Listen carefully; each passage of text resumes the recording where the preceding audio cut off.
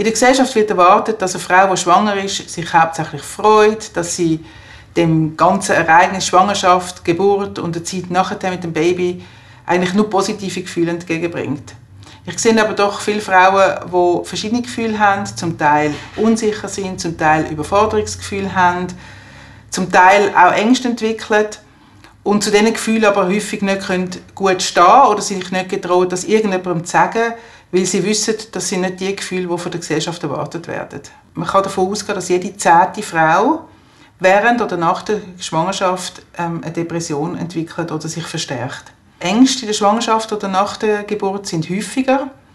Es gibt auch Frauen, die so Zwangshandlungen entwickeln. Das ist auch noch relativ häufig, so auch um die 10–15%. Was zum Glück sehr selten ist, sind die sogenannten Psychosen, Wochenbettpsychosen. Das sind schwerste psychische Erkrankungen, die auch mit Wahnvorstellungen zusammengehen. Das kommt zum Glück nur in 0,1% vor. Wenn es aber vorkommt, ist es sehr, sehr dramatisch. Eine nicht behandelte psychische Erkrankung oder Depression in der Schwangerschaft kann Probleme machen für die Mutter und für das Kind. Darum ist es so wichtig, dass man psychische Erkrankungen auch schon in der Schwangerschaft richtig behandelt. Das kann durch eine Psychotherapie sein oder in gewissen Fällen sogar durch Medikamente. Was sind denn das für Auswirkungen? Das Problem ist, dass die Mutter, die psychisch erkrankt ist, dass sie einen chronischen Stress hat. Unser Körper reagiert auf chronischen Stress, indem er unter anderem ein Hormon ausschüttet, das heißt Cortisol. Und das hat Auswirkungen auf den Körper der Mutter, aber eben auch auf das Baby, auf das ungeborene Kind. Wenn eine Frau merkt, dass es ihr psychisch nicht so gut geht oder dass sie sich nicht so gut fühlt während der Schwangerschaft, dann ist das Erste, dass sie zu ihrem Frauenarzt, ihrer Frauenärztin geht und ihr das erzählt oder ihm das erzählt. Es ist wichtig, dass sie schaut, dass sie darauf besteht, dass sie professionelle Hilfe bekommt. Es langt nicht, dass sie abgespiesen wird oder vertröstet wird mit Wort «Ja, das haben alle Frauen, das kommt dann schon wieder». Da müssen sie sich keine Sorgen machen. Wenn sie das Gefühl hat, dass sie kein Gehör bekommt, sollte sie weitersuchen. Manchmal braucht es Unterstützung vom Partner, von der Partnerin oder von einer Freundin, dass sie an den richtigen Ort kommt. Es kann sein, dass sie eine Hebamme braucht, die sie unterstützen kann. Häufig braucht es aber eine Psychologin oder eine Psychotherapeutin, die mit dieser Frau mit ihr das anschaut und dann auch mit ihr entscheidet, welche Form von Therapie sinnvoll ist.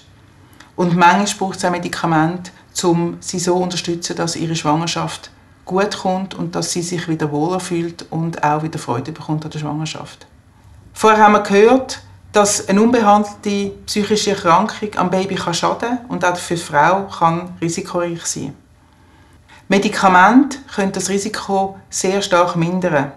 Das bedeutet, dass am Schluss eine unbehandelte psychiatrische oder psychische Erkrankung für das Baby gefährlicher ist als die Nebenwirkungen, die die Medikamente haben können.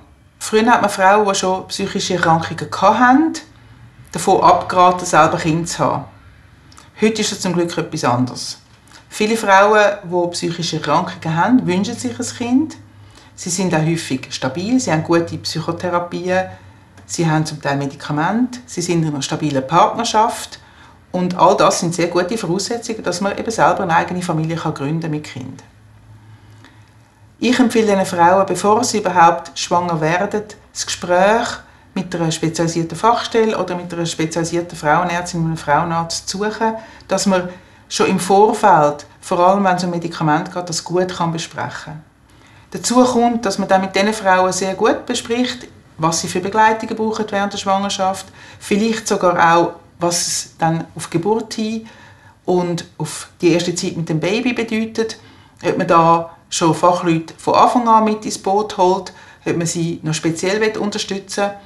Wenn man das aber gut plant und gut bespricht, mache ich sehr, sehr gute Erfahrungen. Es gibt viele Frauen, die die Schwangerschaft geniessen, wo es ihnen gut geht und die überlegen sich vielleicht, was können sie dazu beitragen, dass es so bleibt. Viele Frauen sind sich gewöhnt, in ihrem Alltag, ihrem Job, ihrem Privatleben viel zu kontrollieren, zu planen und sind dann unter Umständen überfordert, wenn plötzlich jemand anderes, ein anderes Wesen, nämlich ihr Kind, den Alltag bestimmt. Wir haben auch hohe Erwartungen, wie eine Geburt laufen soll, wie das nachher aussehen soll.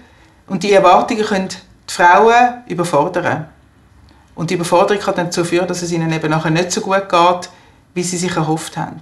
Zusammenfassend kann man sagen, wenn man sich darauf einlässt, auf die Zeit mit dem Baby, wenn man es kennenlernen kann, wenn man sich selber in dieser neuen Rolle kennenlernen kann, wenn man in der Partnerschaft erlebt, wie das eben kann sein, jetzt in einer erweiterten Familie, und das Ganze auf sich zukommen lässt, dem Raum und Zeit lässt, dann hat man sehr eine gute Chance, dass das, was so gut angefangen hat, wo so in so eine gute Schwangerschaft war, auch gleich im Wochenbett weitergehen kann.